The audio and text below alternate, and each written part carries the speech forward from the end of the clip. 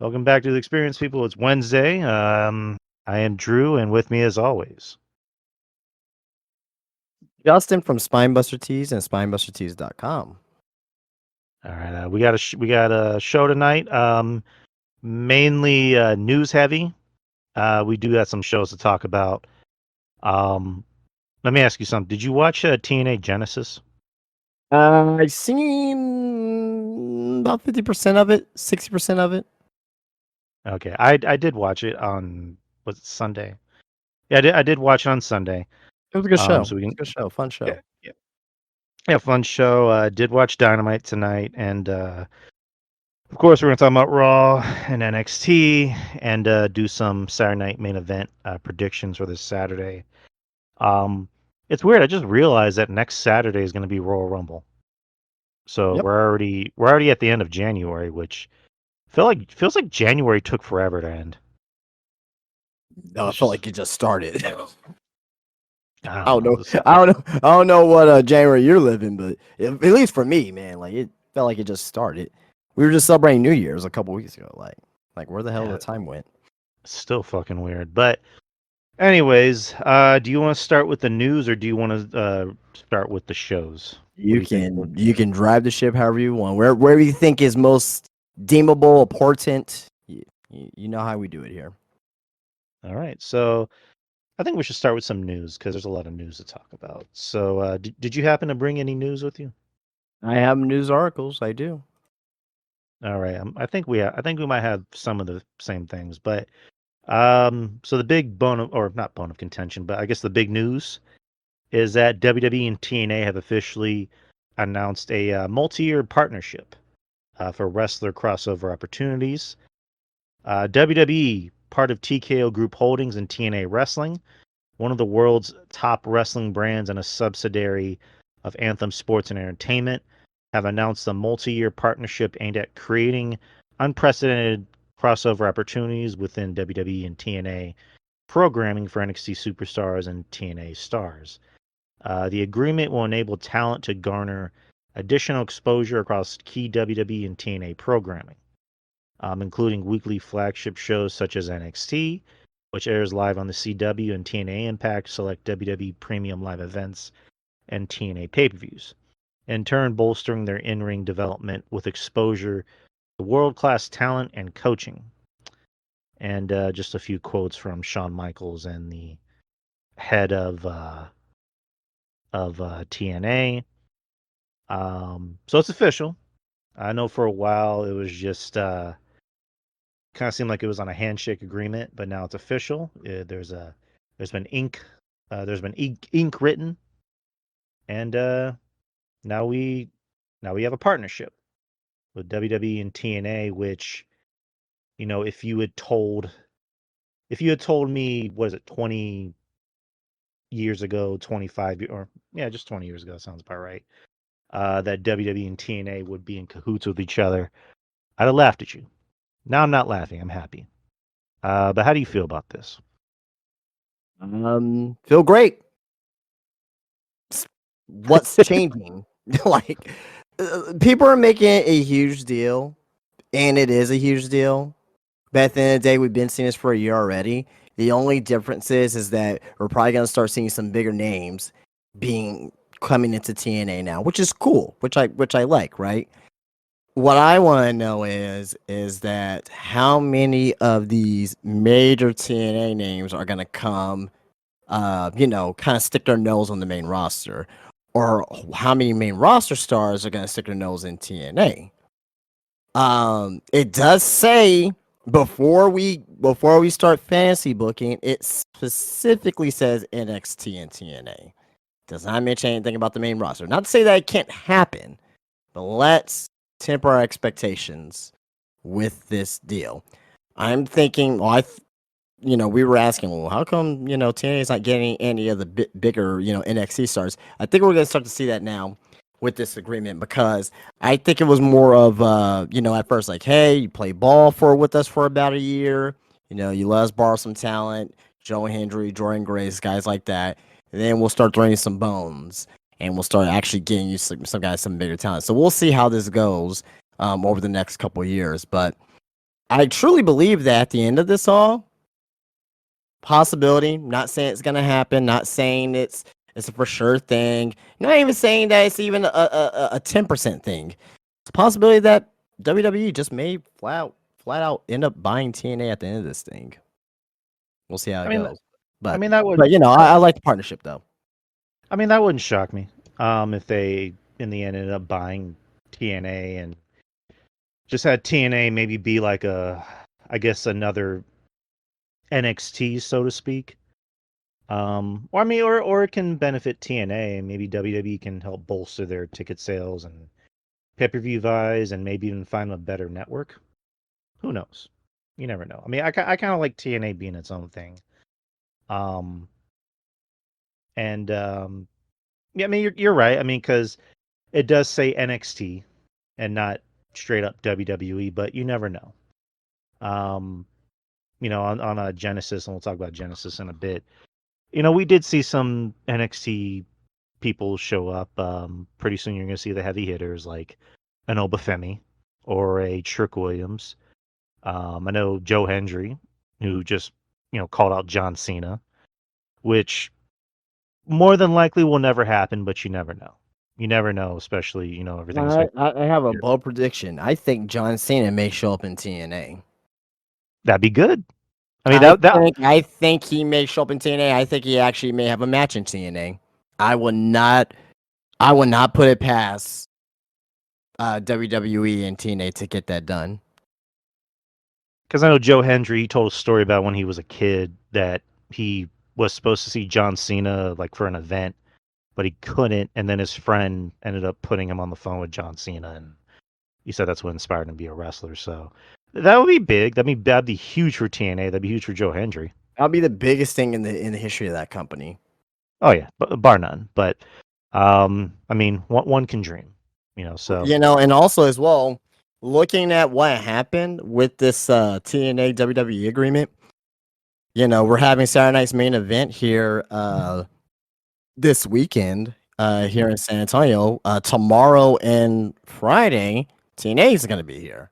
I'm thinking that they actually thought this out months in advance. oh yeah, That's just me. Like, and this is gonna be TNA's first live impact in I think 6, 7 years, 8 years, whatever it is, but it's been a long time. So, and you're gonna have already the NXT influence is already gonna be seen on that show already. You know what I mean? So, you're gonna have Fraxium versus the Rascals. That's gonna be a must see match. That's gonna be a match that you want to have people to tune in for. So, I think this relationship is gonna be pay dividends at the end of the day. So good for TNA. A huge victory for them because they're gonna be the biggest winners out of this, right? As long as they just continue the good deeds that they're doing right now. They don't gotta like TNA doesn't have to do anything different than what they're doing right now. Just keep doing what you're doing, right? And eventually good things are going to come out and great things are coming out of it for them right now. So happy for TNA. Obviously with WWE, I mean, you're going to see possibly Joe Hendry in the Royal Rumble.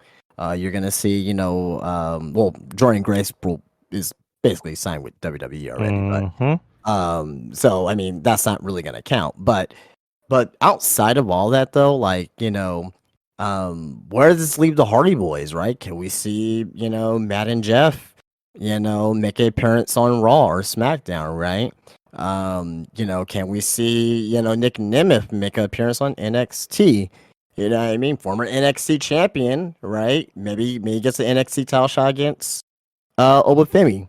I think that would be a good little way to not only put over Femi, but kind of like a pass of the torch in a way where it's like, hey, former NXT champ. I mean, I don't think about Nick Nemeth as like one of the greatest NXT champions of all time, but he was an NXT champion at one point. You know what I mean? So I think that'd be a good little passing of the torch from one generation to another. There's a lot of scenarios that they can do. Obviously, the AJ Styles thing, put him in the TNA Hall of Fame, that's long overdue. But other things that they can do too as well is just like, You can involve AJ Styles versus whoever they want to put him over in TNA, like maybe Ace Austin, right? Somebody of that nature. Um, hey, this has a lot of great benefits at the end of the day, and I'm glad that it's happening. I really am. Yes, sir. You and me both.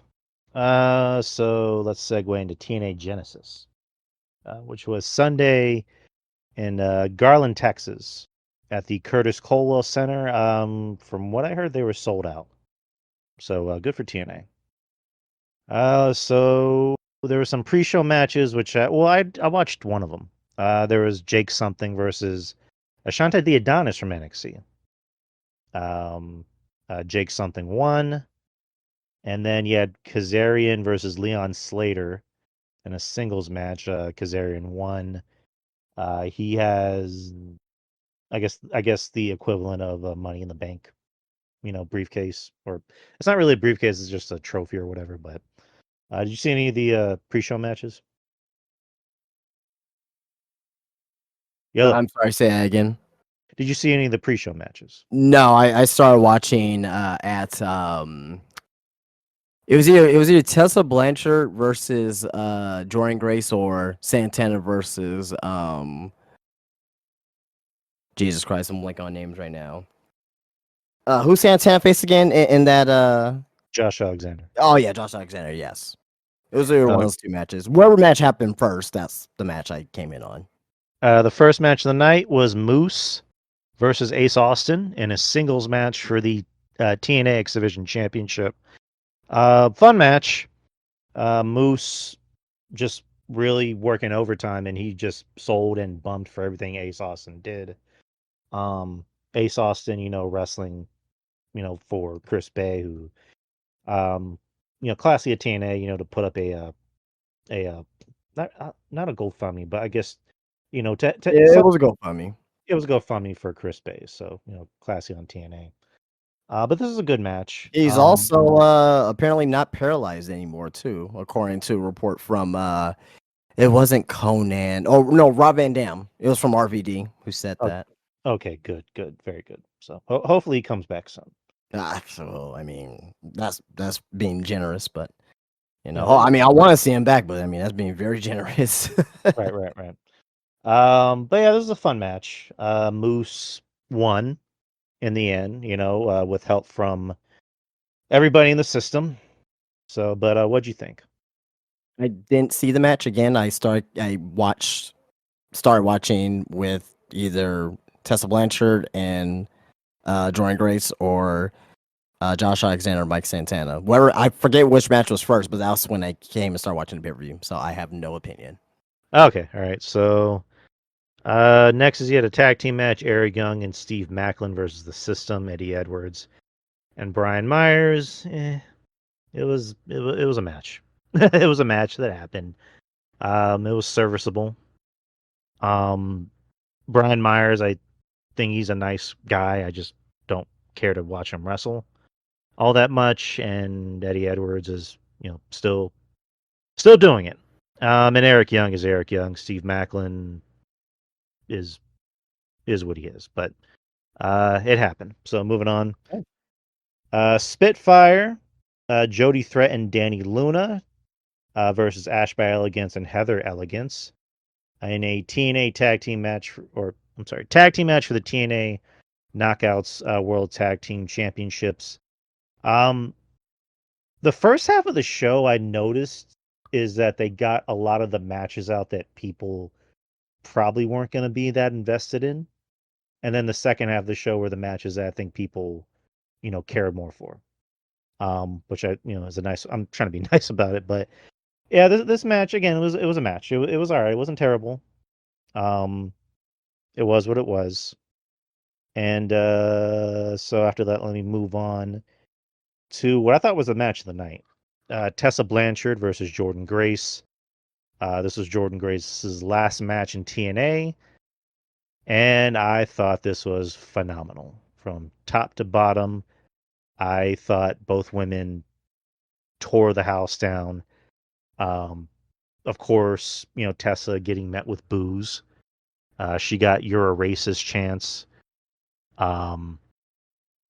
which, to her credit, didn't phase her. She just worked through it.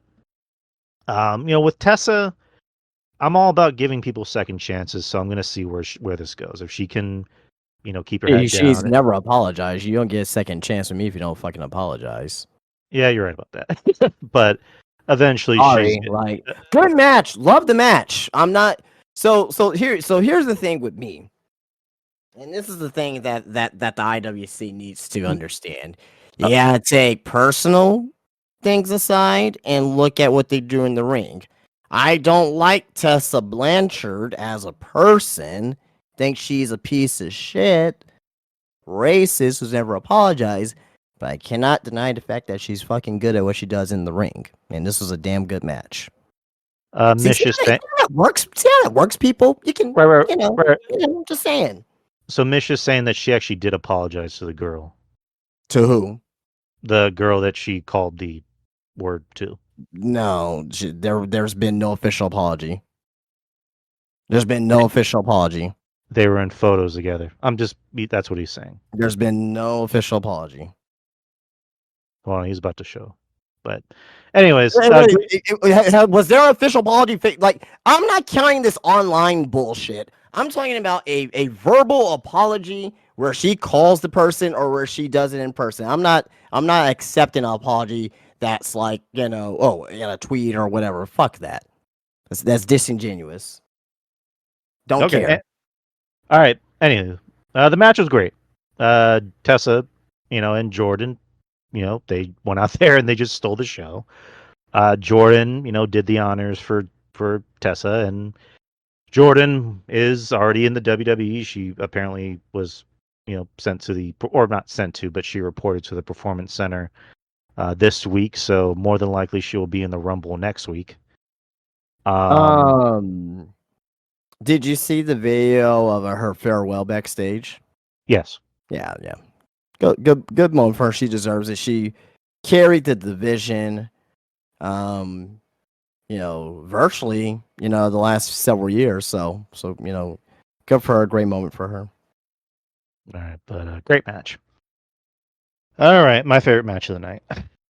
Next is you had an I Quit match between Mike Santana and Josh Alexander. I thought this was fun. Mike Santana, I like a lot. I think he's what's the best way to describe him? He's your I wouldn't say would you call him a stomp and clap babyface, or what kind of babyface would you call him? It's definitely not stomping clap. He, he's He's he's definitely not that. he's almost kind of like a Hispanic Sami Zayn in a way. I I wouldn't call him a stomach clap baby. I guess he's a common man type baby face, but not stomp and clap is like fucking like who'd be a stomp and clap, like fucking like Ricky Steamboat or somebody. Like, All right, so basically Sami Zayn, he's an everyman. sure, but also is on top of that as well. He had a hell of a weekend because on Friday he had a match against Ricky Starks. Okay. Okay. So for what it's worth, she did apologize to the girl, like directly. She's in a picture of the girl. It says "Time, Growth, and I Healing." don't give a like I said, I don't care about a fucking post. It does not matter to me. It does not matter to me if you don't unless we hear an interview of one of the two girls where they're like apologize in person and they talk on the phone or whatever. I could give two shits about it. Who cares? All right. Who gives a fuck? Like I'll tell you this too. If I were to sit up here Oh, God. and call someone whatever, right? Like let's just say I'm a transphobe. I'm not, obviously, not a transphobe. But let's say I say something derogatory about it. Then I apologize, a couple weeks later, 3 weeks later. Wouldn't that be a little bit disingenuous? If I say, or let's say I say something racist about, I don't know, Muslim people, and I say with very venom and is vicious, and I apologize 3 weeks later. Oh, I'm sorry. Do you think I was, you know, something that's credible or respectful? No. Give two fucks about it. Give two I don't fucks know. about her apology. Fuck her. Seems pretty genuine to me, but uh, Fuck her. agree to Fuck her. disagree. Agree to disagree. Agree to Fuck her. disagree. But anyways, back to this match. Yeah, Mike Santana, like him, fan of him. Josh Alexander, kind of like Jordan Grace, looks like he's on his way out. Um, yeah, I think he's up in February, I want to say. right. I mean that's coming up soon. That's coming up in about, I believe, 2 weeks. Um, I think his contract runs out like either in the beginning of February or roughly around Valentine's Day. Last we talked about, I believe, but um, yeah, it was a fun match. The match ended with Mike Santana looking like he's about to do a curb stomp on steel steps. Josh Alexander says, "I quit," and then afterwards he says, "I quit TNA." Well, what'd you think about the match? That was an awesome match. This was my personal match of the night. Love the ending spot. He had to say I quit. He had no other choice. Josh Alexander say I quit. He said that he quits TNA too. But apparently Santino's gonna have him here in San Antonio to address that. So that's very good a very good sales point from TNA to watch tomorrow. But I thought this match was damn good. My match of the night, personally. You know what I mean? But if you go with Tesla or Tesla or versus Jordan as your match of the night, then damn it, I'm not gonna say that you're wrong either. So either or to me was match of the night. I thought both matches were great. I just prefer this one a little bit more. All right. Next is you had a tag team match for the TNA World Tag Team Championships for the men. The Hardys versus the Rascals, Trey Miguel and Zachary Wentz. Before the match, you had Fraxium, the NXT Tag Team Champions, come out to sit down and watch the match, which was pretty fun seeing Fraxium and TNA. Again, another fun match. Not too many. I mean, a lot of more spots coming more from the Rascals, the Hardys. Especially in old age, they slowed it down, which is good. They're not the Hardys of 10, 15 years ago. But this was a serviceable match. Jeff, can still go. Jeff, he did an interview with Chris Van Fleet where he had, admitted that there's some things he can't really do anymore, which makes sense. And Matt, being more of the mat wrestler, no pun intended. And I don't know. I was thinking that the Rascals are gonna win just so they can have the Rascals and Fraxium, but the Hardys won, which I'm fine with. No, you can't do that. Why? You can't have. Well, that means one of your champions is gonna lose. I mean, the You Rascals are. can't you can't do that. I mean, the Rascals are still gonna lose tomorrow. But okay, so you have this new partnership with TNA and WWE, right? Hmm. And you're thinking about doing a champions versus champions match in your first live show. Someone has to lose. Right. How does that benefit TNA to have your champions lose who just won the titles? I think it's better that they have it the way that they have it right now. So All right. you But gotta think about long term. You gotta think about how the talent feels. Like you gotta think about all of that. So now if the Rascals lose or when they lose rather, or maybe it's a disqualification. I don't know. Now there's a reason for them to lose the match versus you have a champion like okay, I'll put it to you this way: if it was Hardy's versus Hardy's versus Fraxon, which I would love to see, right? Then at that point, I would much rather see the Rascals beat the Hardys at that point. You know what I mean? But you can't have champions versus champions on a, on a show and have one of those champions lose. It doesn't make sense.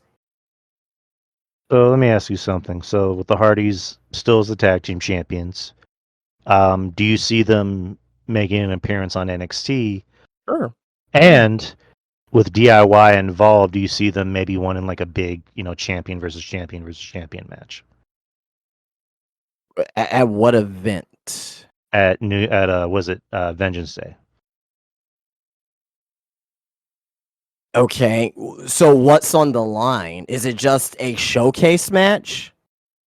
Essentially bragging rights. Is it bragging rights? Yeah, Okay, like who's the best team? sure, you can do that. Something to me, I don't like matches like that unless there's something on the line. If it's bragging rights, sure, okay, whatever. But it just has to make sense at the end of the day. You know what I mean? I know DIY's been down in NXT for one reason or another. I don't understand that, um, but yeah, we'll just have to wait and see what happens. I wouldn't be opposed to it. I'm just thinking of like, okay, long term, was this gonna be long term as far as between all three teams? To me, if I'm WWE, Fraxium ain't gonna win that match because they're seen as the rookie team, right? I will have DIY go over, I will have the Hardys go over. That's the way I look at it, but I'm not opposed to it. It's just at the end of the day, it's like, okay, why is it happening? What's the result of it? You know, it's not just having the match just to have the match. Nothing really is on the line other than bragging rights, is it? You know what I mean?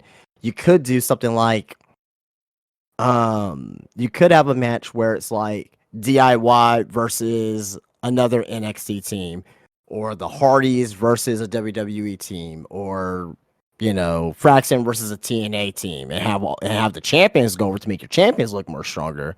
But then and also as well, who takes the pinfall? It's like it's a messy situation. From the way it kind of looks from my perspective. I mean, maybe I just I have too much wishful thinking, but um, Vengeance Day looks like it's going to be a pretty good card, Oh because yeah, absolutely, for it sure. it looks like it's going to be Bailey versus Roxanne, Yeah, absolutely. and possibly maybe have DIY wrestle Fraxium, or maybe just do a triple threat. You never know. Again, I'm not opposed to seeing the match again because it's kind of like this too. If this were to happen in AEW, will we get the same reaction out of this? Probably not. Right? Like we will be questioning, well, why are you having your champions go up against each other? I think Right. that'll be the conversation.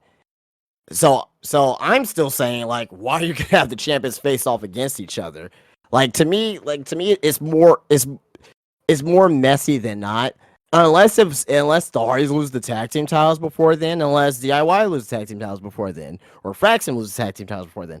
Like I just don't see the benefit of having one of the three tag teams take the pinfall.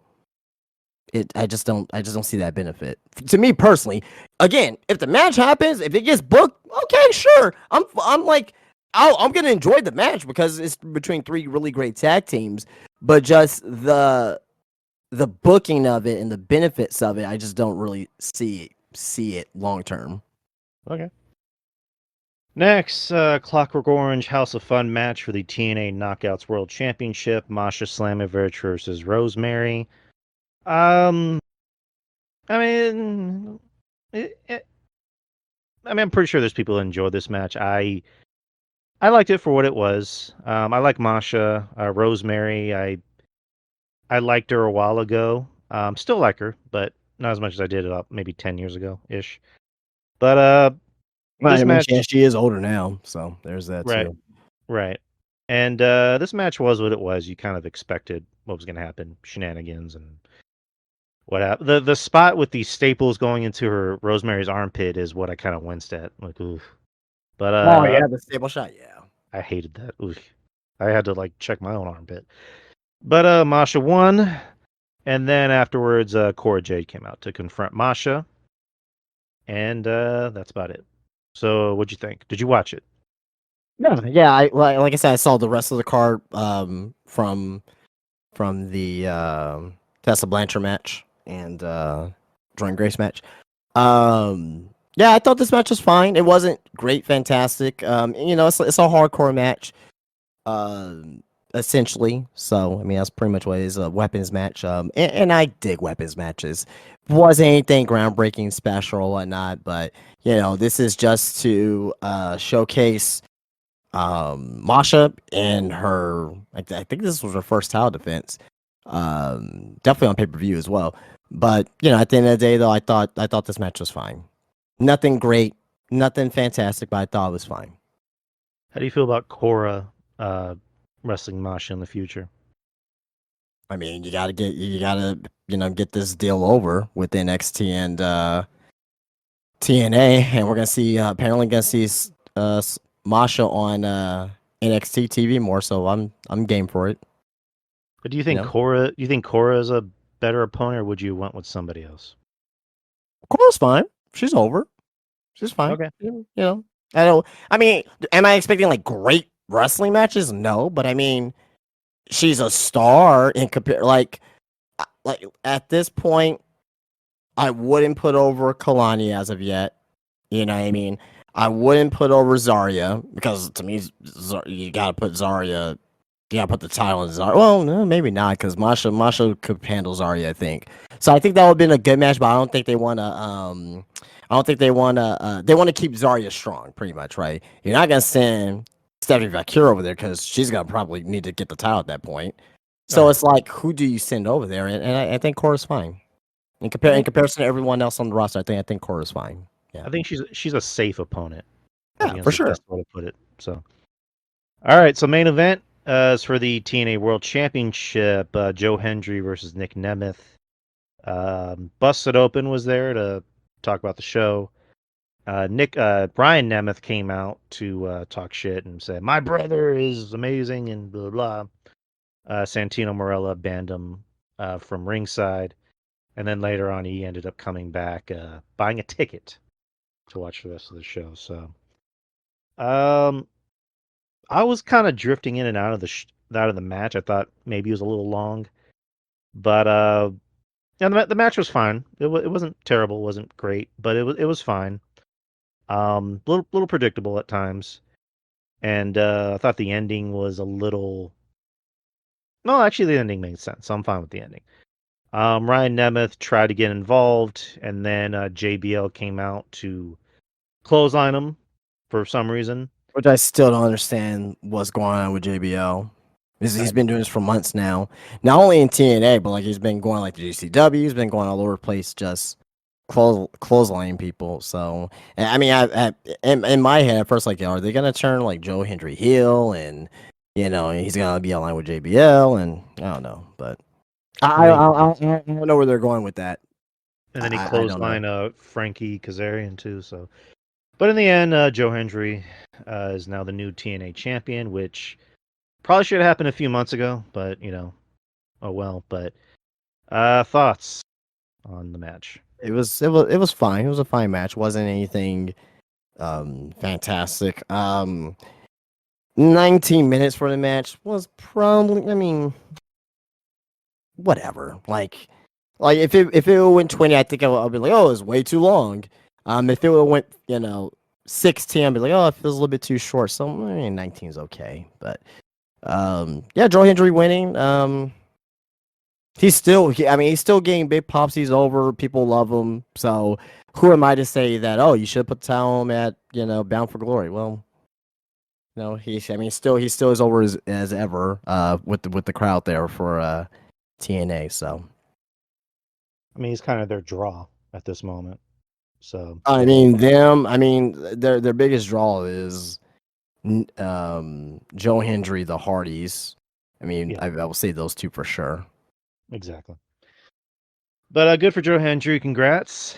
Well deserved. And now we move on to Raw. The third week on Netflix, which I got to say, this week's Raw was not as good. I think last week was maybe, probably the better of the Raws on Netflix. Granted, it's only been 3 weeks, but, just pointing something out. This week was kind of not terrible, but, kind of it seemed like it was more just about setting up Saturday, which I get. But we'll get to Saturday in a bit. But overall, what'd you think about this week's Raw? That was a fine show. I enjoyed it. I definitely I probably enjoyed probably more than others, but I definitely enjoyed the show for what it was. You had storyline elements advancing. Obviously, we're going to Saturday night's main event. But like I said, at the end of the day, I thoroughly enjoyed the show. That was fine. Even like with the Kevin Owens, Sami Zayn, that's Mm, adding layers, elements to the Royal love it. Rumble as well. We're really starting to get the Royal Rumble really shaped out. So, um, I enjoyed Raw for what it was. I love the Sami Zayn and Kevin Owens bit. Because, like you said, it sets up Mania. It's pretty much at this point, it's all but confirmed that it's going to be Sami and Kevin Owens. Part duh at Mania because they wrestled. Was it 3 years ago? Yeah, Was it three something years like ago? that. Yeah, three. Yeah. Um, I know that was the same Rumble that Cody came back at. Yeah, it was in 2022. So, but yeah, Sami Zayn talked about entering the Royal Rumble, and then Kevin Owens came out. Sammy's saying, "All right, if you going to take your shot? Because I've been helping out the Bloodline." And KO says, "I'm not mad at you. You did what you had to do. You forgave Roman, no matter how badly he treated you, just like you forgave me for no matter how badly I treated you. You're my best friend. You're my brother, and you're going to win the Royal Rumble, and then we're going to go to WrestleMania as world champions. You know, just like I know you're going to help me out the Rumble because you're my friend." So again, that just sets up a good story heading into the Rumble, and also Mania. So I love Sami Zayn. I'm biased. I love Sami Zayn. I love Kevin Owens. I the match they had at Mania a few years ago, I thought it was okay for what it was. I didn't think it was that great.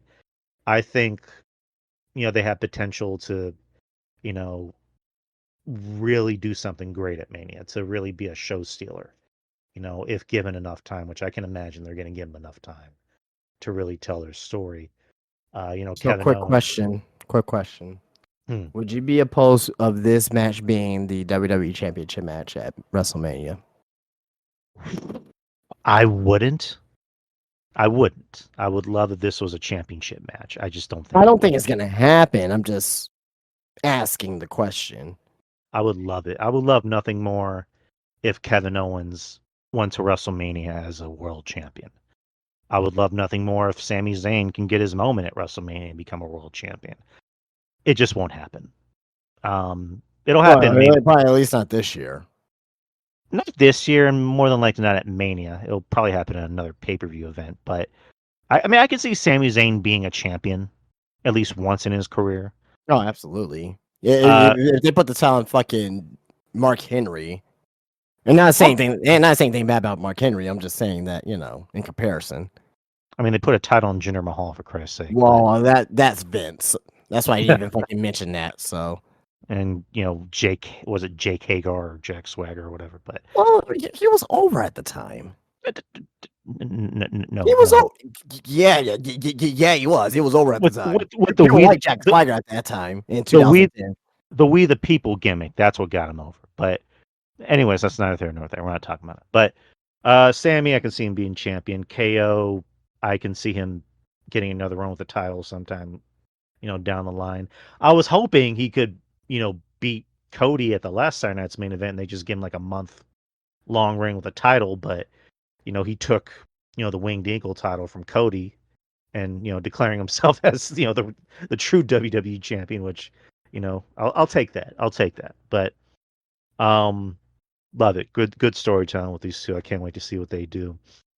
Um what was it? CM Punk came out and cut a promo and in the stands with Jackie Redmond where he's talking about the Royal Rumble. He says, I can't see John Cena, blah blah.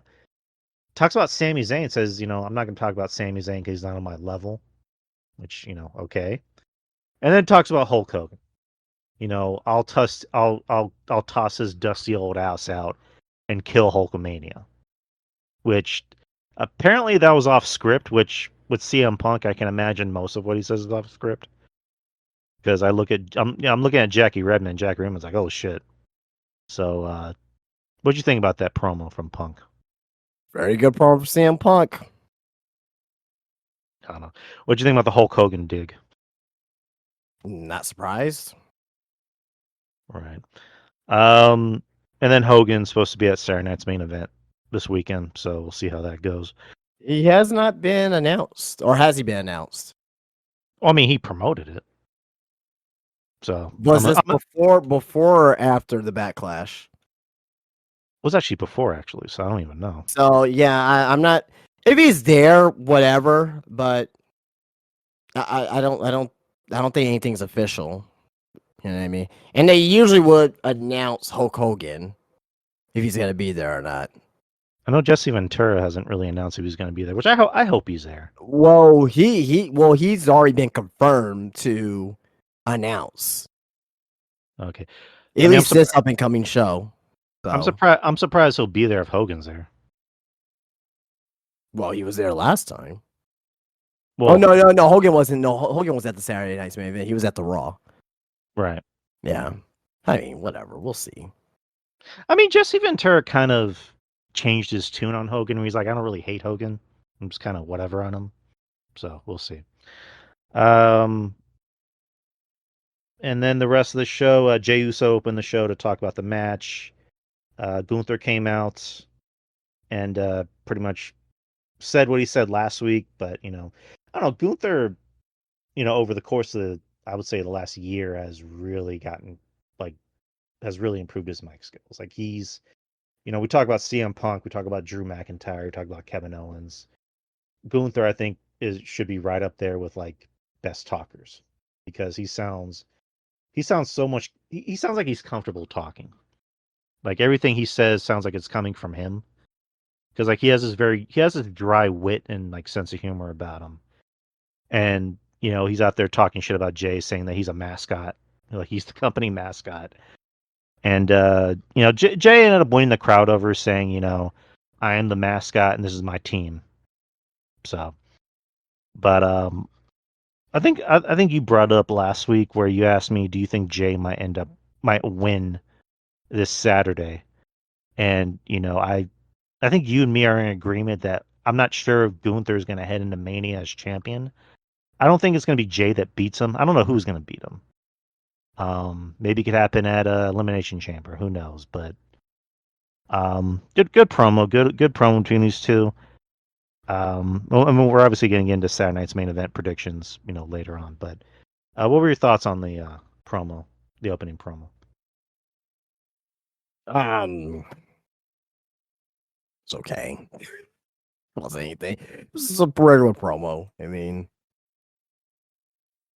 I don't know what you want me to All right. detail on the promo, but it was okay. It was just a standard WWE promo, a build for a match at Saturday Night's main event. So I think the match is gonna be very fine. I mean, Gunther doesn't have a bad match, so yeah. No.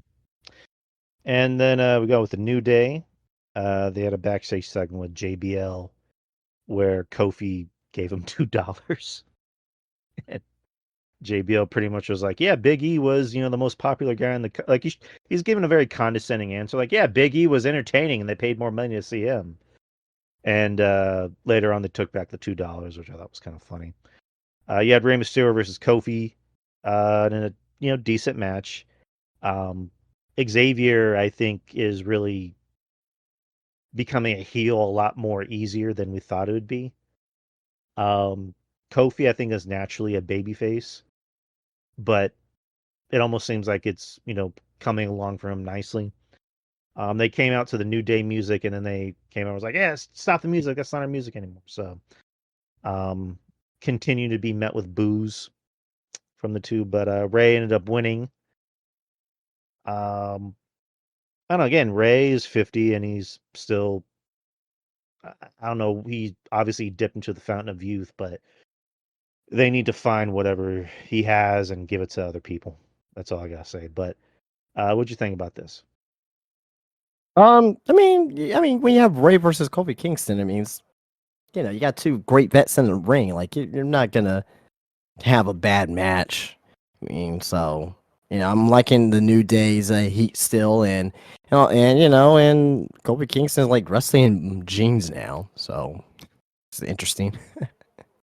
Also, Michael Cole noted that this was the first time that Mysterio and Kingston had wrestled in 16 years, or the first time in 16 years they wrestled. And Kingston won his first WWE Championship. It was the Intercontinental title in Dallas. So, fun fact. And then we talked about Sami Zayn and Kevin Owens. Bailey versus Nia Jax. I I'm gonna be honest. I fell asleep during this match. I love Bailey, but Bailey's kind of it just seems like she's not very motivated as of late. And then Nia Jax, I mean, again, yeah, she's done better since coming back. She looks like she's in better shape. I just still don't care. So I kind of nodded off during this match.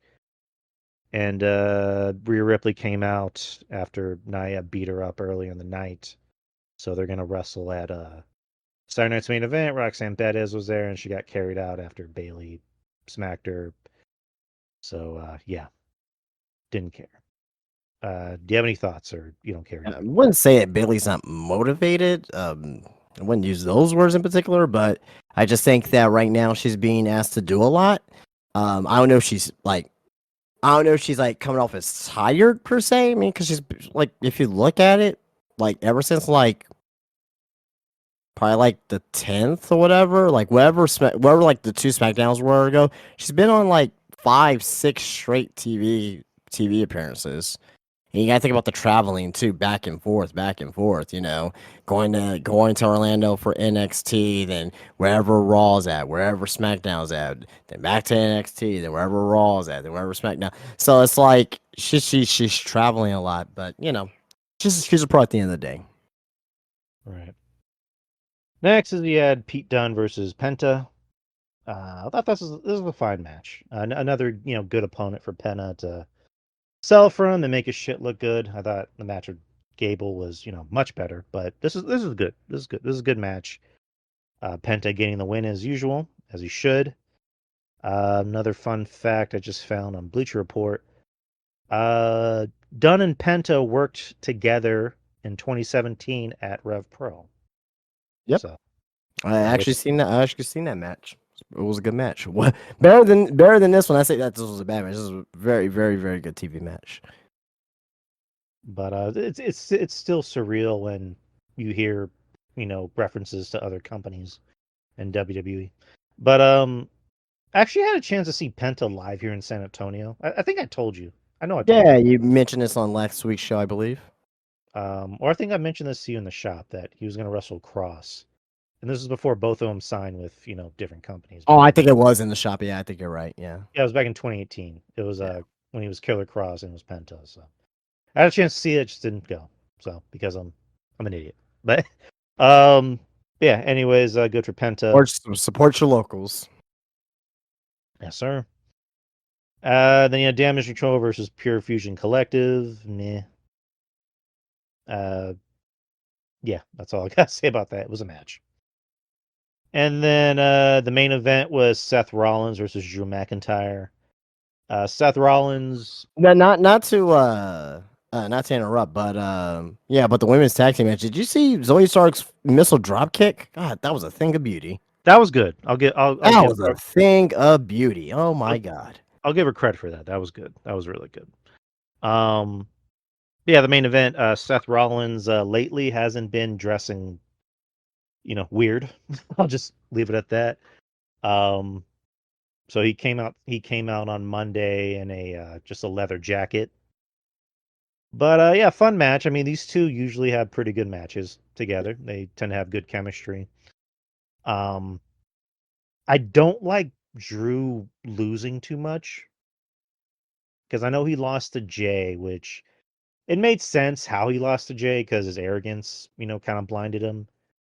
Um, I would have preferred if he won this match, maybe with some fuckery, maybe Sammy inadvertently causes him to lose. I don't know, but I don't like Drew losing too much. I want to kind of keep him hot, especially going in Mania. I don't think it hurts Seth to take a loss since Seth has been Well, he already lost to Punk. yeah, but he could lose another match. So I mean can that Drew. I mean, well, I, Drew did lose to Jay too. So at the end of the day, I think Drew's gonna have a bigger 2025 than Rollins. So I think Drew's fine. right. I'm not saying he's buried or anything. I'm just like I don't like him losing two big matches in a row. You know what I mean? Like, keep him At the hot. end of the day, one side is gonna complain about the other because if Seth will lost two big matches in a row, you will have to side that Seth, you know, shouldn't be losing two big matches in a row. This was a no-win situation. Well, I mean, I think for Seth, if he lost, that could have set up his heel turn a lot better because his whole thing is, losing a Punk was the worst moment of my life, and I just hadn't been focused yet and It focused is defending the is belt. Seth for sure turning heel? Oh, he's turning heel.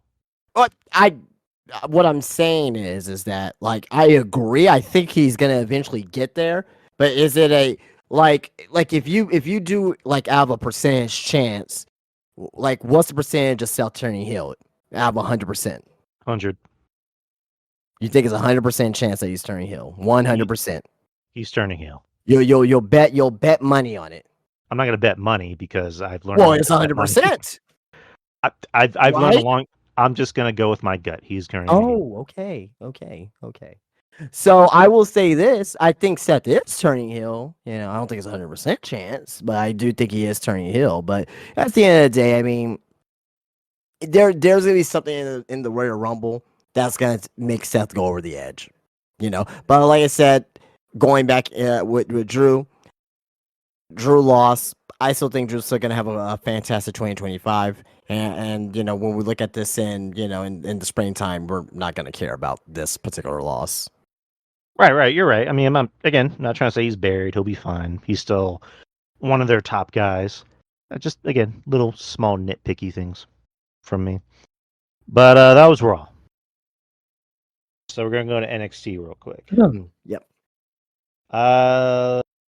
NXT was, NXT is usually a good show.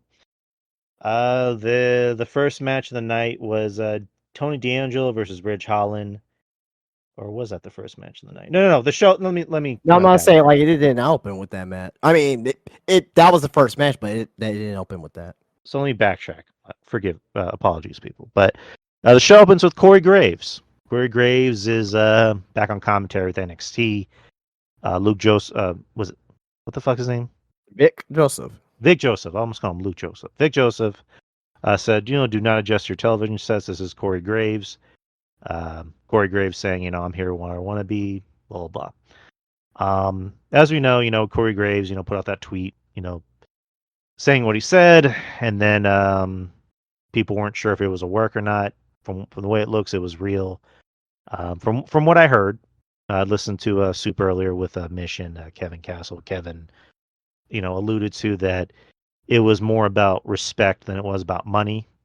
From what I heard, Corey, it's not like he's taking a pay cut. He's still getting paid the same. It's just, he wanted, maybe a little bit respect. But at the end of the day, he more than likely talked out with his wife and his kids and realized, I got bills to pay. So I'm just going to have to suck it up. Coachman recently talked about it. I don't know if it was on his podcast or just a podcast that, the same thing happened to JR. The same thing happened to Michael Cole. Corey's going to be fine. So, but good for Corey. Good to see him back. I like Corey. I've always liked Corey. So he'll add something interesting to NXT. So, oh yeah, the first match, the show was Tony D'Angelo versus Ridge Holland. Fine match. Two big hosses out there just beating the crap out of each other. It was mainly a brawl. It was a brawl match between these two. Izzy Dame, for whatever reason, came out and assisted with the Tony D'Angelo win. So they got something cooking up. Not sure what that She is. says, "Now we're even." Yeah, she said that, which not sure what that means, but we'll find out. But D'Angelo is still the North American champion. Do you have any thoughts on that? That was a very fine match. I really like the D'Angelo family. I think Toy D has came a long way. I also think Ridge Holland has improved. I mean, he's not great or anything, but I think he's definitely improved as well. I thoroughly enjoyed this match. All right. Backstage segment with Wesley and who are the other two guys? Tyson DuPont and Tyrika Igawe. So I like the fact that he has two guys now. So it makes sense for him since he's a heel. Yeah, and you know the NXT tag team division, you can clearly see that things are being focused on trying to get the tag team division back on track, to try and get new tag teams to go up against Fraxium, because there ain't nobody right now that I can really see that's gonna take titles off Fraxium right now. That Right. to me that doesn't feel like, you know, forced. Right. So they approached Leon Lennox, who last week he told Obafemi, you know, pretty much maybe one day I'll beat you. So they were like kind of trash talking him about that, which sets up a match between Lennox and Lee later. Trick Williams walked into the locker room, and Wesley saying, you know, speaking of former NXT champions, and then Trick Williams proceeds to, you know, open hand, you know, palm slap Lee across the face. Dude, it was like it was silent. All you hear him just like struggling for his life, hitting the hangers and stuff, and hitting the lockers and stuff. It's pretty funny. Yeah, like that was great. Like even Wesley, like I don't know if that was like, you know, Trick's actual palm across his face or they just put makeup on. More than likely put makeup on, but that was great. That was amazing. Even Redman like retweeted the slap. He put slap the shit out you. So Oh that's yeah, because because they were like someone used this song, so yeah. nice. But Dion Lennox versus Wesley, it was a match. You know, it's good to see Lennox getting TV time, and you know, because again, this is NXT. You know, you have He's a lot. not ready. Oh no! I'm not. He's not ready. All, but He's again, not ready. but it's good they getting TV time Oh yeah, because for sure. But I was like, God, man, he's still green, man. Like not like green and like, oh, you're pretty good and but you're green. No, this guy is fucking green. I know. I mean, they. It looks like they see something in him because you know they put him in a match with Wes, and from the way it looks, they're gonna put him in a feud with Trick. You know Even who I see him as? huh? He kind of reminds me of Percy Watson. I don't know if it's because of the glasses. Because I remember Percy Watson used to Oh, do glasses. yeah. He reminds me of Percy Watson. It's funny because like it looks like he has a changed gimmick because his gimmick before was that he read books and that he was refined and intelligent. And then later in the night, you see him just like throw a fit and say "fuck this place." So now he has a different attitude. But I have no idea what I I hope the best for him. There's something there with him. I just don't see it in ring yet. right, Trick was like Trick a couple years ago was much further along than Dion Lennox is currently. right, So I don't know unless he gets like a gimmick or he gets very over with the crowd on a level of a Trick Williams. I don't really see anything that they can do with this guy in ring, at least for him to, for him to be credible in the ring. Maybe you know what? I'm gonna think of something that possibly has not been done in a long, long time, or if ever. Make that guy a valet for a woman. hmm. Not a manager per se, but like you have valets for for the man, make him a valet for the woman. He's a good looking dude. You know what I mean? And he could be a heel and cheat for the for whatever woman possible. Do something like that. I don't know. I don't really see him as of yet. Still a lot of time to grow, but I don't really see him as of yet as that in ring guy. You know what I mean? I hope he proves me wrong though. Hope he proves me wrong. I mean, the point I was making with him is like, yeah, he's green and he's not ready for the spot yet. But they clearly they see something in him because they're giving him some pretty interesting Oh, program. absolutely, for sure. And like I said, there's something there with him for sure. Right. And I agree. No, I agree. And also, eventually they're going to need more guys, because Trick is going to be leaving soon. Um, I wouldn't. Again, he's more likely going to come out in the Rumble. Um, he's going to do the job, for somebody when he leaves at what I'm assuming is going to be a takeover. And yeah, him and Roxanne, they're both going to leave. They're both going to be on their way to the main roster. So, um, is he, going to get it by then? More than likely not, but he's going to be on his way to get it. That makes sense. But next is you have Lexus King versus Charlie Dempsey for the Heritage Cup match. Fine match. I mean, these Heritage Cup matches I'm not too crazy about. I'm just not. Probably never going to be. But it's good to see King in a big spot. I think at first the heel thing was getting over, but then it's just like we have other heels. Like what can we do with him that's different? Now he's getting over as, what I mentioned, a stomp and clap babyface. Oh, well, okay. Not anymore. But yeah, he beat Dempsey. So there we go. Well, with the match. I mean, you mentioned him being as a babyface. Like, did like the story of the match was fantastic. Right. Like, you know what I mean? Okay, I'm gonna be honest. I kind of nodded off at the end of the Oh, come match. on, Drew. Come I've been, on, man. I've been having trouble sleeping. Okay, so okay, Oh well. Okay. Well, so during the match, yeah, he had a bucket at, you know how they bring buckets out yeah.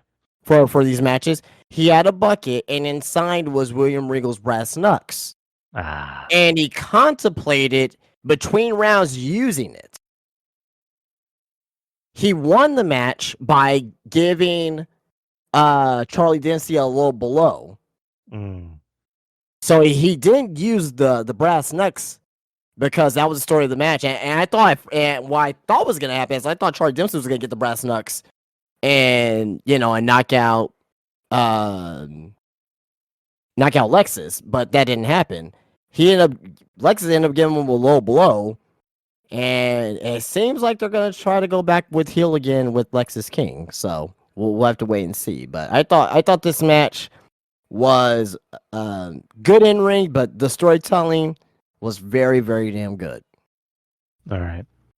Makes sense because the last match they had, what do you call it? Lexus inadvertently, I guess, kind of hit Charlie in the nuts with his head. So, Yeah, but yeah, makes sense. But I guess from the way it sounds, they're gonna have another match at Vengeance Day. that's a possibility. Yeah, I like both guys. Maybe probably not Avengers Day, but maybe at another show. So But um, the rest of the show, I assure you, I was awake. I got a little too comfortable and I nodded off. So apologies, people. Next is you had Carmen Petrovich versus Jada Parker earlier in the night. Uh, Carmen, was running her mouth to Miss Parker, and they set up a match. So, um, the fan, it was a match. It happened, during which Kalani came out, caused a distraction, which Carmen, rolled up Jada with a schoolboy, got the win. So Carmen has a win. So it sets up Jada and Kalani, which means they're burying Jada. I'm playing. No, they're not. well, I mean, and Kalani was backstage. Well, Kalani heard Andre Chase say backstage. Andre Chase, who the fuck was he talking to? He was talking to, it wasn't Hank and Tank. It was somebody else. I forget who it was, but he basically said to them, like, oh, you should be looking after yourself. And she just so happened to hear that as I think she was exiting Ava's office. And she heard that and she like shrugged. She's like, oh, maybe I should. And DeAndre Chase was like, oh, what, never mind. Forget that I said that. So Andre Chase is gonna be responsible of a more edgy Kalani Jordan, it seems. So Nice. Uh, it's funny. Jeff Lippman, friend of ours, friend of the show. He usually like will message me while he's listening to the show, Yeah. and he'll give like feedback. And he just randomly messaged me saying like I didn't have Justin going scorched earth on my bingo card. Wait, what? Say that again. He said I didn't have Justin going scorched earth in 2025 on my bingo card. Oh well, I was there's like, plenty yeah. more. There's plenty I more was where like, that came from. yeah, I was like, yeah, you and me both. I just sat back and you're just like, go ahead, man. Oh, you're talking about for last week? Oh yeah, fuck that. That was stupid. Yeah, I was like, yeah, here's a blowtorch, Justin. Just get everything. Just fucking yeah. Anyway, also on top of that as well, did you probably don't even know or care. Did you hear what happened with Sean Ross Sapp and one of the AEW Twitter Gold, accounts? Yeah, Gold. did Oh you happen to God, hear that? that was uncomfortable. That was so uncomfortable to hear. Dude, I'm like I mean, I see it from both sides, but man, Ergo just out there just falsely because I don't know if you saw it was last week. He randomly put something out like MJF's contract's coming up soon, and was like, and there was nothing out there that even supported that. I'm like, where did you get this information from? You know, I mean, like, is Gold a kid? Like, do you know? Like, how old is he? he's I'll put it to you this way: he's of age. I think he's in his early 20s, if I had to guess. I don't know. Just again, He's I'm not. just He's not not. He's not a 14 or 13-year-old. He's an adult. like I don't know. Again, he's obviously an AEW guy. Like we know that, and that's fine. Sean Ross Sapp, he's an asshole. Like I don't know how you feel about him. I just think he's kind of an asshole. Like he, I'll say this: I don't love the guy, I don't care, but at the end of the day, if someone is stealing your work, or not stealing your work and not giving you any credit for your work, and they're claiming that you've done the work, like, wouldn't you be pissed off too about it? I get that, but again, it's coming more from a personal place. Like he, threatened my friends. He, threatened Kevin Castle. Not to say poor Kevin Castle, but like he threatened Kevin Castle. Told him I fuck mean, I you. get it too. I mean, I don't know. Fuck it. I Fuck. don't. I mean, personal again, personal things aside versus things of work. Like, he's good at his job. You know what I mean? I don't like him as. I mean, I may not love him as a person, but it's good at his job. Right. You know. Again, it was You just know what I again. mean? It's kind of like with with Dave Meltzer. Like, you know what I mean? Well, I don't have anything against Dave Meltzer. I just think that some of his opinions are like, I don't really. Well, I don't agree with what you're saying. Type shit. He's just Dave is Dave. What else can we say?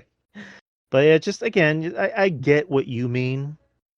Would you be mad at somebody, saying A, B, C, and D? But But it's like, also on top of that as well, I will say this. Like, Adam Schefter, right? ESPN. Like, sounds can you familiar. imagine Adam Schefter, like, in a Twitter space with, NFL trolls? I don't see that. I think Sean Ross, he needs to, he needs to act accordingly, and he needs to, be bigger than those people he doesn't want that he shouldn't be stooping down to.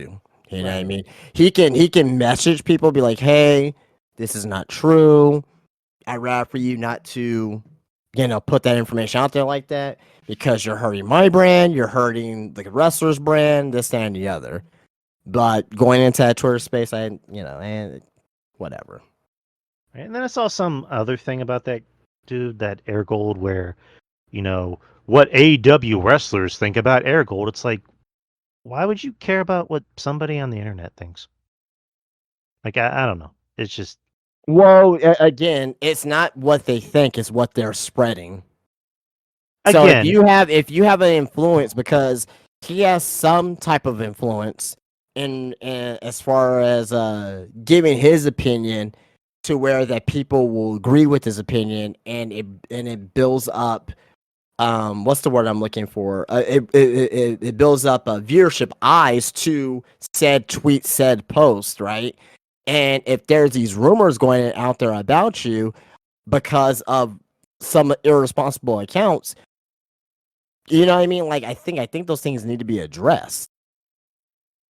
I don't know. Again, I Me, feel me different. personally, I don't give a fuck. But like, if someone's out there and they got, let's say, 10,000 followers, and they say that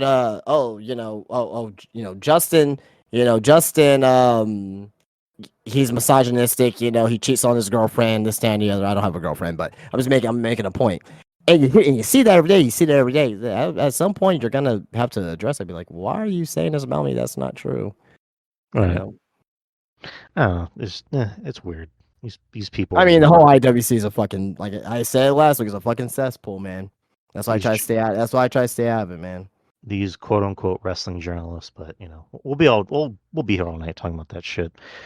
So let's continue this show. You had Nico Vance and Brooks Jensen versus Stacks, Shannon Stacks, and Luca Crucifino. Josefino. Vance and Jensen got the win. Afterwards, Stacks was questioning why Tony wasn't out there. Tony said, pretty much like, you're my right hand. Why do I need to always be out there? You need to I run shit think while I'm Izzy gone. Dame is a part of Sean Spears' group. She's a mole. Interesting. So, That's just a guess. I mean, Sean Spears has been up to a lot lately. So he was trying to go after Gigi and that didn't work. So now he's trying to go after other people. So that'd be a very interesting storyline. Right, and then I don't know if there's anything else that happened that we need to cover. No. The main event, you had Obafemi versus Eddie Thorpe for the NXT Championship. I thought this was fun. And maybe Eddie Thorpe was strong in the match. Yeah, Eddie Thorpe, a guy I was, high on. I'm still high on him. I was high on him last year, and there was a point where he just kind of disappeared. Did he get hurt, or they Yeah, just he weren't was here using for a him? little bit, then he came back. So, he's dating Dakota Kai. It was random, but Yeah, I think we established that. I think at one point. it's an interesting couple. But, Good for um, them. yeah, good on Eddie. I do like. I try to stay out of people's relationships. I just view from afar. Right. No, I get you. But it's a fun match. It made Eddie look like something. It made him look like he was important to the show. Again, like I mentioned earlier, they're gonna need more top guys after Trick leaves, and Oba needs more opponents. He's gonna need more bodies, essentially.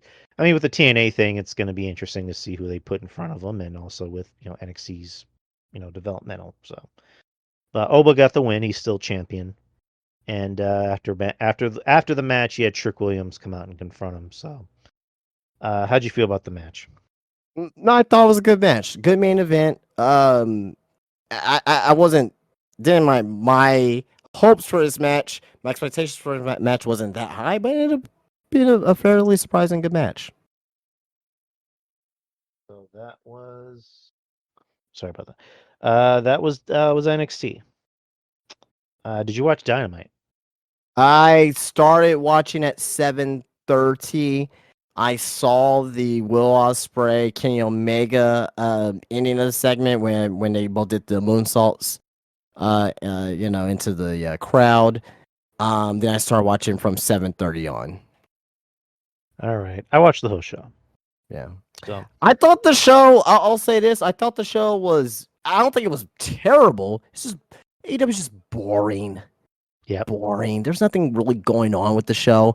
Like I wasn't like, oh man, this shit fucking sucks. But I was just bored.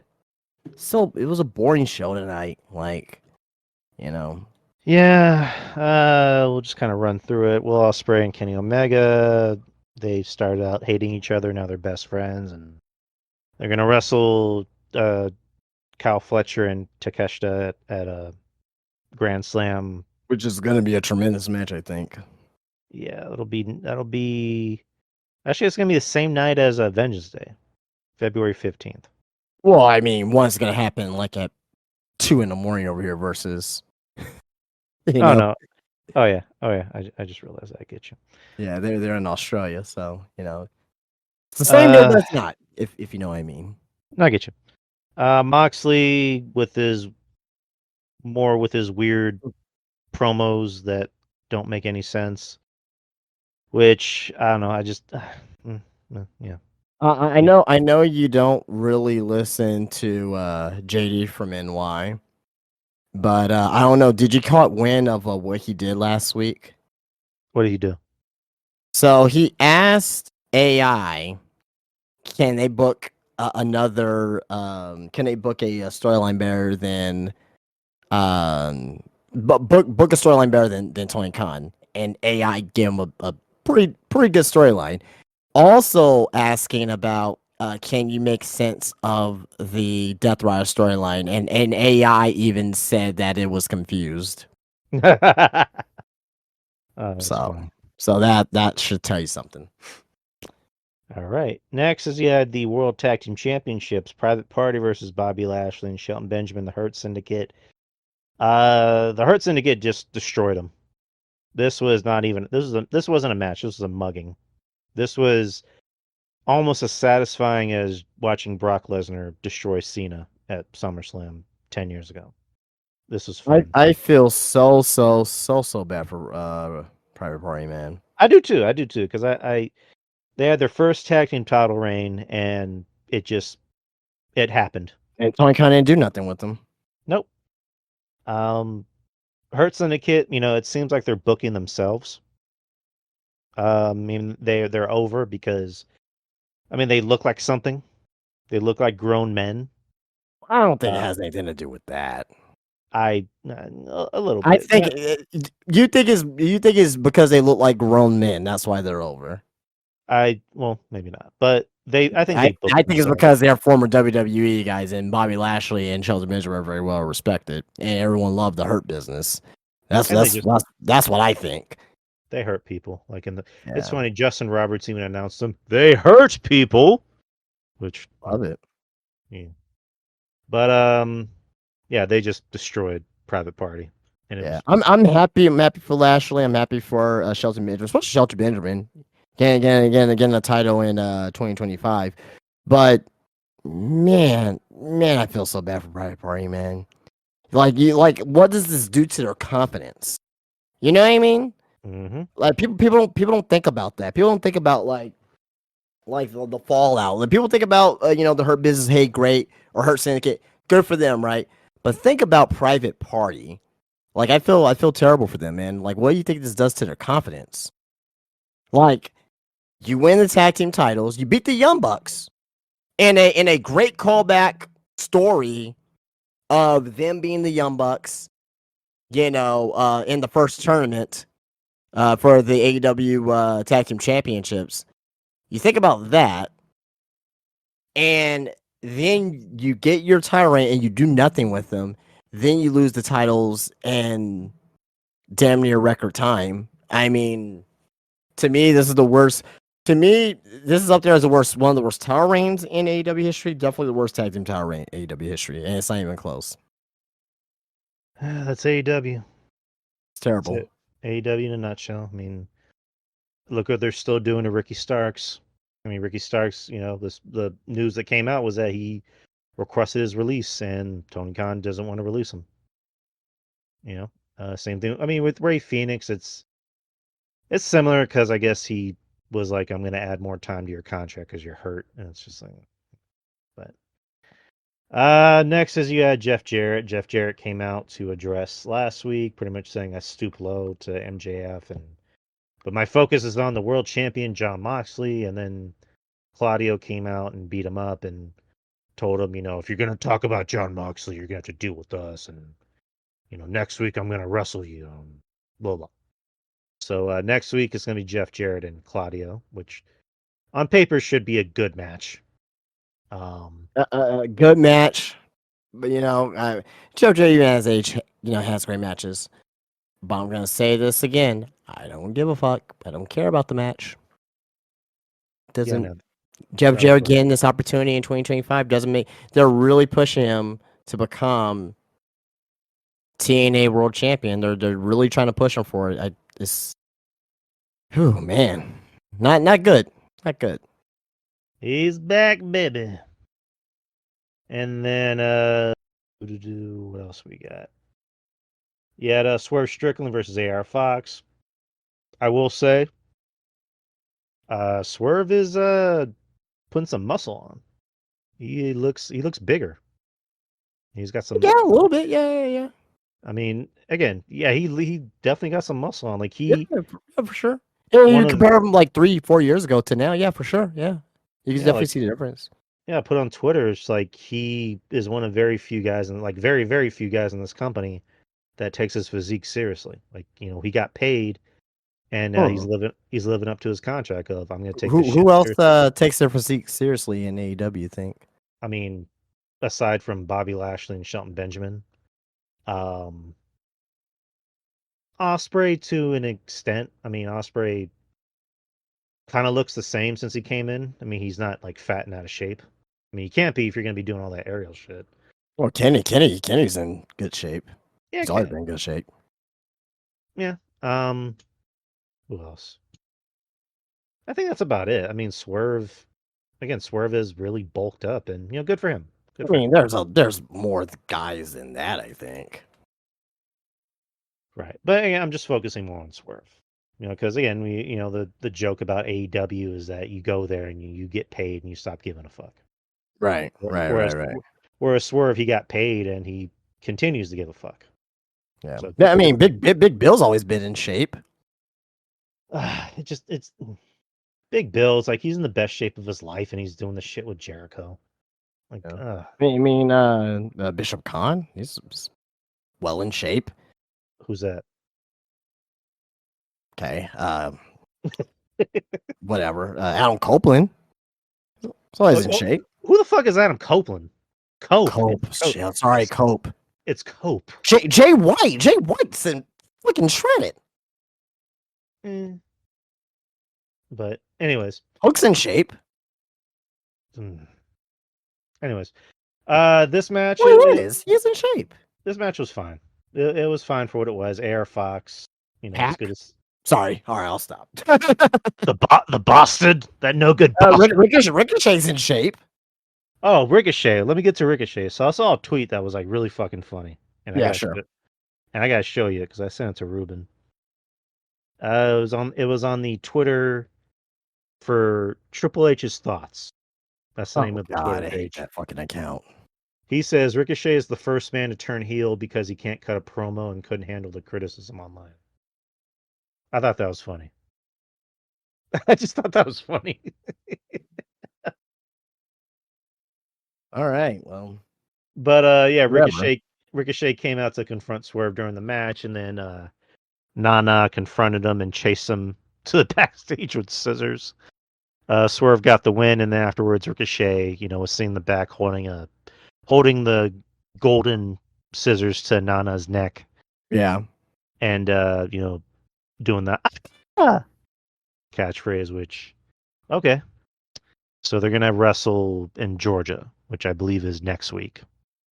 So AEW is gonna be in Atlanta, right? Yeah. Is it next week or is it 2 weeks from now? I think it's next week, or I know NXT is gonna be in Georgia. That's the point I'm gonna make. It just seems like WWE is beating AEW to these spots. You know what I mean? Oh, it happens. But anyways, so that's gonna happen. MJF came out to talk about what happened last week with Jeff Jarrett. Pretty much just says, I didn't want you to. I wasn't trying to help you because I believed in you. I wanted to help you because I thought I could corrupt you, basically. But yada yada yada. Hangman Page came out because MJF interrupted his match with a jobber, and Hangman Page beat him. And dude, I feel bad for that guy, man. He stood out there for the entire time, and Hangman didn't even really do a buckshot lariat. He just did a regular lariat and beat him in like 30 seconds. To me, this is what I ask. What? This is what I ask. Did Hangman Page really need a 30-second match out there? No. What are they doing with him? Well, I was about to get into that. So Christopher Daniels comes out to sell his neck injury from Collision from Maximum Carnage. Did you watch Collision? No, Well, I I saw. told No, you. I I know what told you. I I know. told you. I know, and I admitted defeat. I admitted I defeat. told you. Anyways, but yeah, I know I what heard. I saw a little bit of the match though. I thought the match was really good though. For what I saw. which was a Texas death match with Christopher Yeah. Daniels and Hangman Page. Hangman Page ended his career, basically. Christopher Daniels came out and pretty much just said, I'm here to be your friend and yada, yada, yada, which the crowd could not give two fucks about what was happening. Like, it was quiet in that arena when that was happening. But yeah, that was weird. That was a weird bit. And then we get to the backstage with Mercedes, who's talking about winning another championship. She just won her fourth championship. No, Then she's one met the Rev Pro. Rev Pro. She's met by Harley Cameron, who's now singing, who has a small guitar, Man, she's been singing over the last few months. which I said, Mostly on Rampage and Collision. That's probably why no one was really noticed. this about Harley Cameron. Like, I think she can be AEW's Chelsea Green, where she can get herself over as a personality. Her in-ring style is not as good as Chelsea, but she's hot. She's got that going for her, and she's got a personality. So, I mean, she even did like a bit in the song where she's like, "I'm the girl with the tit," and then she like instead of saying tits, she says another word. But uh, and then Mercedes is like, "You haven't even won a match in AEW, so your answer is no." So, I don't know. I said give Harley all the titles. I don't care. Like he, I mean, Tony Storm's doing interesting work with her amnesia gimmick. I think Harley is maybe one other than Tony Storm. She seems like she can get a reaction from the crowd, and she's getting over. So we'll see. All right, and then Hobbs challenged Big Bill to a match in the parking lot in Collision. Cool. Chris Jericho came on the screen, and I put it on mute because fuck that. Julia Hart versus Jamie Hayter. I thought that was a pretty decent match. Jamie Hayter, I like. Um, she kind of looks. I mean, now she kind of looks like a buff uh, Becky Lynch almost. And Julia Hart, I like. I give her credit. Um, she's really improved. In ring and also with this gimmick. Dude, I'm just gonna say this. I love both these women, but motherfucker, man, who gives a fuck about this match? I blame Right, Tony Khan. I agree. Jamie Like, Hayter. how are you going to have someone like Jamie Hayter as over as she was prior to injury to this? Look like she should be on fucking That 70s Show. No, you're right. No, I'm agreeing with you. Like, Jamie Hayter was a fucking women's champion once upon a time, and nothing happened. So, but after the match, Jamie Hayter congratulated Julia and said, "You're a tough bitch, and you don't need a master, whatever." Which segues into a vignette with Brody King, Julia, and Buddy saying that we used to have a voice, but that voice is silent, and now we're gonna run our own, thing. So, basically talking about Malachi Black leaving. Yeah, they're gonna be now known as the Hellhounds. Nice. Unleash the Or hound. the Hounds of Hell. I think the Hellhounds is gonna be just a tag team name of Buddy and um Brody. Right. Good for them. I do. Then I like. I think the actual trio name is the Hounds of Hell. I think something like that. Right. And the main event was Cope versus Pac. It was a fine match. It wasn't anything special. Cope got the win. Doing a lot of selling for his neck, but eventually got the win. That's when I turned it off and came on here and started recording. But what'd you think? Same thing as you. I thought it was a fine main event. Very fine main event. All right. Nothing groundbreaking, but it's a good TV main event. And that was Dynamite. Like you said, it was. Dynamite's just boring. It's not. It wasn't a bad. It wasn't like a god awful bad. It was boring. Like Right. Like again, if there's you nothing to look at look it, forward to. Like what am I supposed to look forward to next week?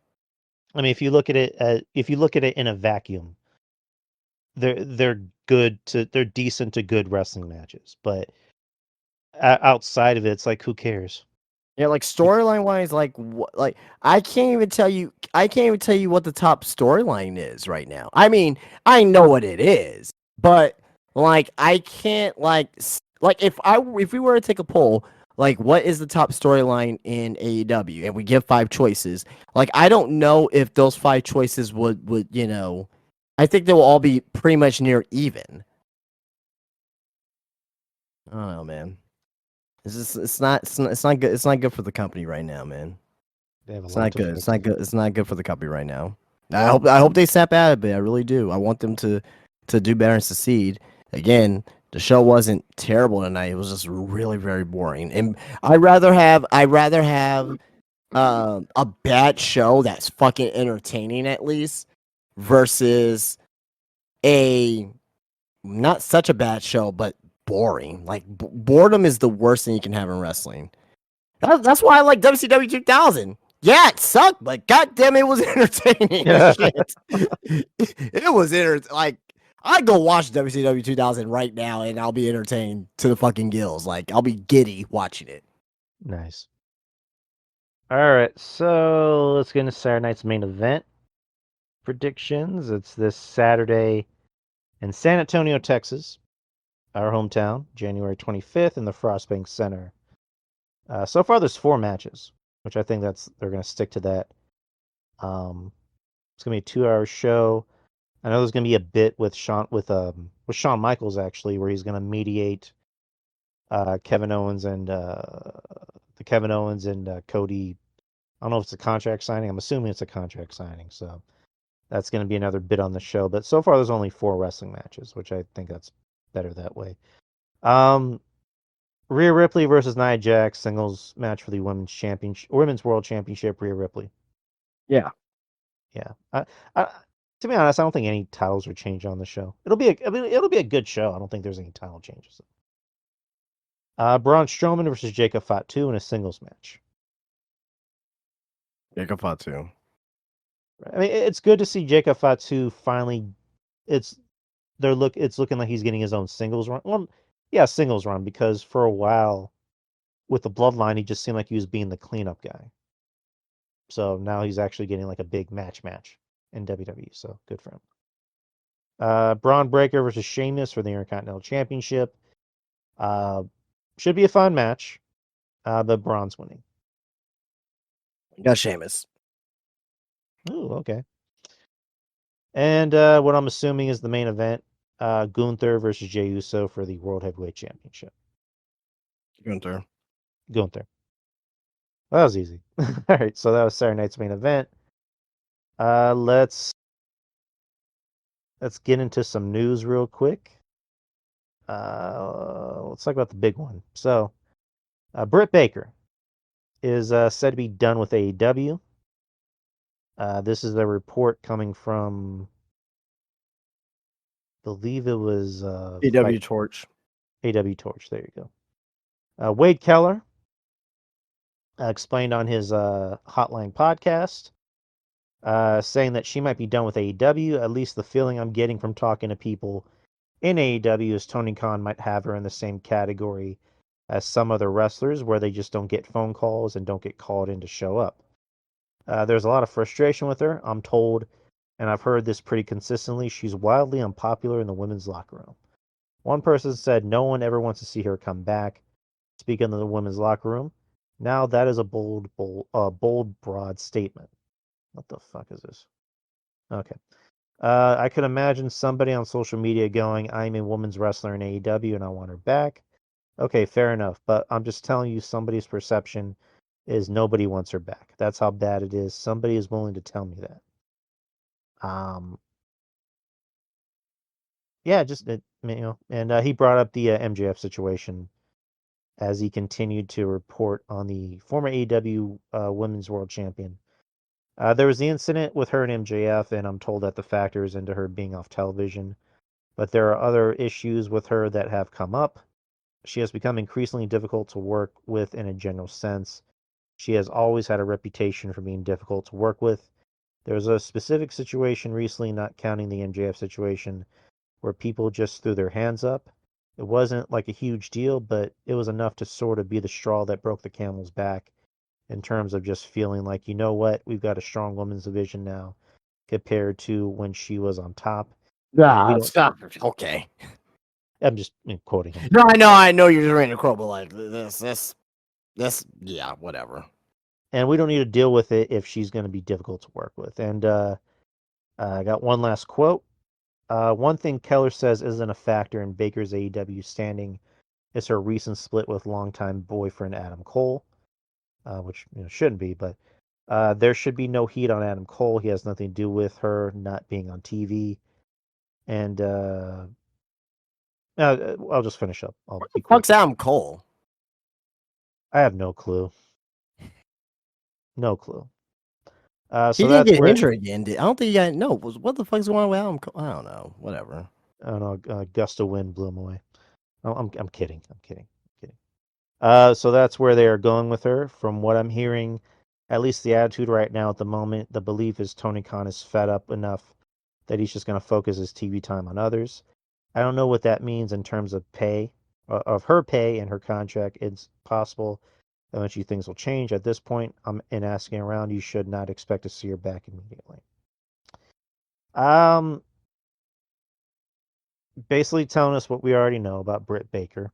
I mean, we've already heard the stories, we've heard rumblings, and not saying this all but confirms it, but I always say where there's smoke, there's fire. Britt, just we've always heard stories about Britt being difficult to work with, having her own clique, doing the mean girls thing. She did it to Thunder Rosa. I mean, Lufisto echoed the same sentiments. Britt did the same thing to MJF's girlfriend, Alicia Tout. So yeah, Tony finally just threw his hands up in the air and said, "Fuck it, like I'm not gonna deal with you anymore." It's gotten that bad where Tony finally had to put his foot down and just say, "I'm not dealing with you anymore." I But mean, do you think it's a mixture of just that, or do you think it's a mixture of like, hey, I have someone else to replace you at Mercedes now? I think it's that. I think I mean, from what I heard, there was some jealousy on Britt's end of, I was supposed to be your top girl, and then you brought this new girl I in. mean, she's the first woman that got signed to the company. Yeah, I totally get that. Yeah, I think she feels a little bit disrespected in some way, you know? Which it's one of those things of like look at it from different perspectives, but Right. and not to say Mercedes is the nicest person in the world either. I mean, she has a reputation too, but Britt seems to have a worse reputation than Mercedes. Whereas Mercedes just yeah, she might come across as a little bratty in some stories. Yeah, she's kind of shitty to fans, but Britt has a big reputation in the past 5 years of just being a complete nightmare to be around, of treating other women like shit, of treating other talent like shit, and just not being the nicest person in the world to be around. So, um, more than likely, Tony's just going to send her home and just have her finish out her contract, which that kind of seems like it's the way to go. But do you have any thoughts on this? Where do you want to see her in WWE? If she, I mean, she's obviously going to be most likely like go from AEW from what the looks of it is. But do you think do you want to see her in WWE? Do you think WWE wants her? No, I'm asking you a question. Do you want to see her in WWE? No, Okay. there's far better women than her. And also, for what it's worth, there was that comment that Britt made about, NXT's developmental where she was, saying, you can't take a bunch of models and put them in a Sure. warehouse. CM Punk shat on WWE for years too, and he's back. Well, CM Punk People actually like CM Punk. Well, I mean, two wrongs don't make a right here. They still talk shit about the company. But it's CM Punk. You can't give favors one versus the other. Just saying. Again, I don't think Britt's coming to WWE. I also don't think WWE wants her. That's just kind of how I see it. You don't think WWE wants her? You I don't think that WWE can make money with her? No. Mm-mm. You don't think WWE can make money with a Britt Baker? No. Are Dude, you sure about that? Dude, I've never seen anyone get a push and get gradually worse in the ring. Okay, well, ask Jade Cargill. Jade Cargill looks like something. I'm just saying. I'm just saying. She's a great star. So you don't think that there's nothing of value for Britt Baker to be in WWE? I personally don't think they want her. They don't want to deal with people that are just going to cause problems backstage. That's not their. That's not what they CM want. Punk was punching people backstage too, although warranted. That was AEW. I'm talking about being in WWE. But what I'm saying, okay, this is what I'm saying. Did CM Punk cause problems backstage in AEW? Yes. Okay. He's in WWE now. Did CM Punk talk shit about WWE? Yes. Okay. He's in WWE. Did Britt Baker cause problems backstage in AEW? Yeah, but Britt, I think, caused more problems. No, cause more problems. Okay. She caused more problems than CM Punk. CM Punk doesn't have a reputation for doing mean girl shit like No. Did CM Punk cause more problems than Britt Baker in AEW? Well, CM Punk kind of like openly admitted that he didn't want to be there and he wanted to get out. That's not the question I asked. Who caused more problems in AEW, CM Punk or Britt Baker? Well, technically it was the Elite, but I know what you're saying. There's no winning here. Yeah, we can move on. I know what you're trying to say, but I'm just saying at the end of the day, I'm going to give the answer you don't like, and that CM Punk is a star and he draws more money. Britt Baker is more trouble than she's worth. I don't think that's not the way to look at it. I mean, if they sign her, I'm not going to like huff and puff about it. I'm going to question it.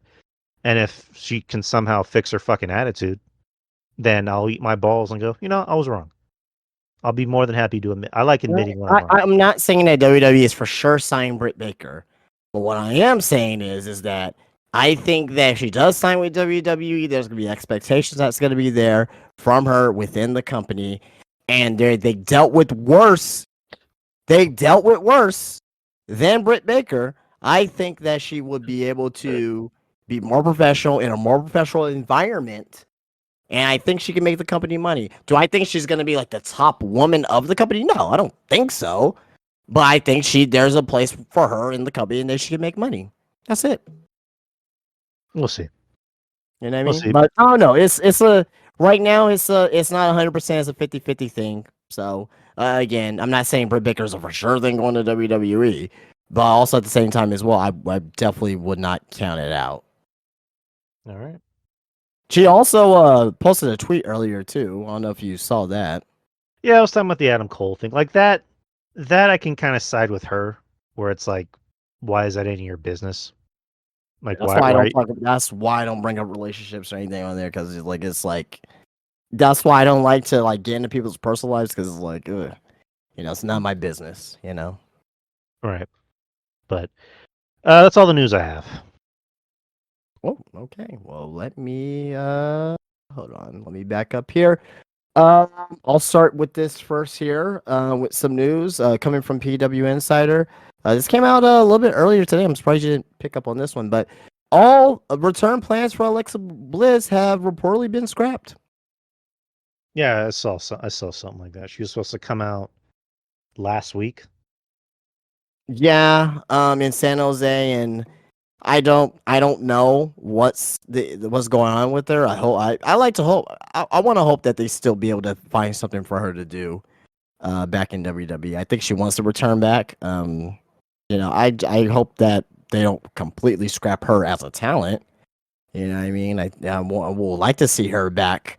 At least for a short run don't have to put titles on her or anything, but like, I would like to think that they'll have something for her.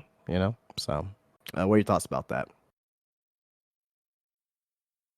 Yeah, I mean, Alexa Bliss doesn't. She doesn't really add anything like I guess wrestling wise, but she's a name, and people buy her merch, and she's popular.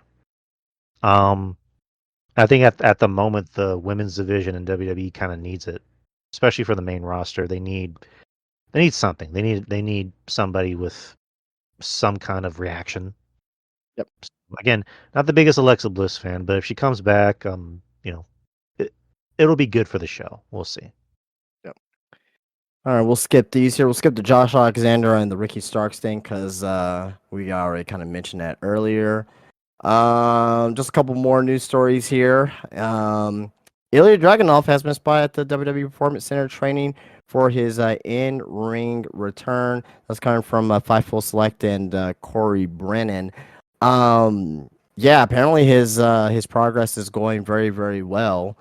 What do you think about his torn ACL situation, and when do you think we'll see Ilya Dragunov back? I mean, hopefully it's sooner rather than later. But just be careful with it and just don't rush it. We need Ilya back, 100%. Especially since we're going to be getting some new talent. I mean, we already got Penta. There's Jacob Fatu, and then hopefully eventually a Ricky Starks, a Josh Alexander, Malachi Black. Um, but yeah, again, we both love Ilya on the show, and love to see him back. Love to see him back as soon as possible. But 100% is what we aim for. All right.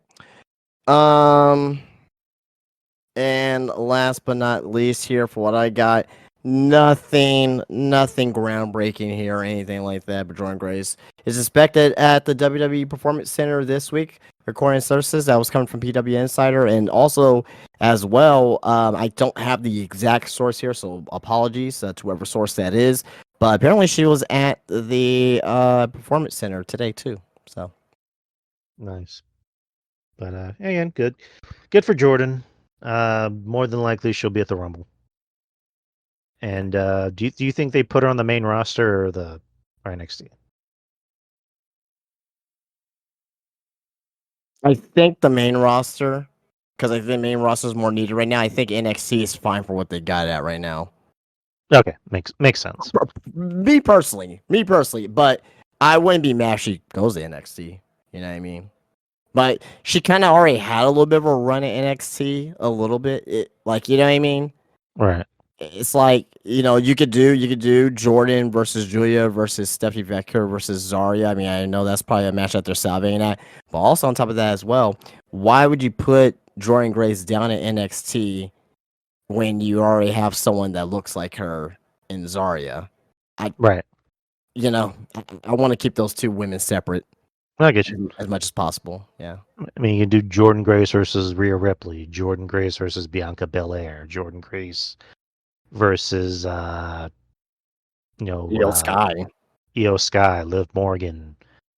You can do Tiffany you can Stratton, Tiffany Stratton, Charlotte, Naomi again. Becky Um, Lynch. Becky Lynch. I mean, you have some good matches. You have some potentially some great matches. Coming up. Asuka when Asuka comes back. Right. Bailey. We got some. I agree. Yeah, Jordan. I was thinking Jordan should be on the main roster. I just didn't know what you thought, but yeah, the I think the main roster kind of needs her more than NXT. Oh yeah. But that's all I have. Yeah, yep. And that's all I have for the news.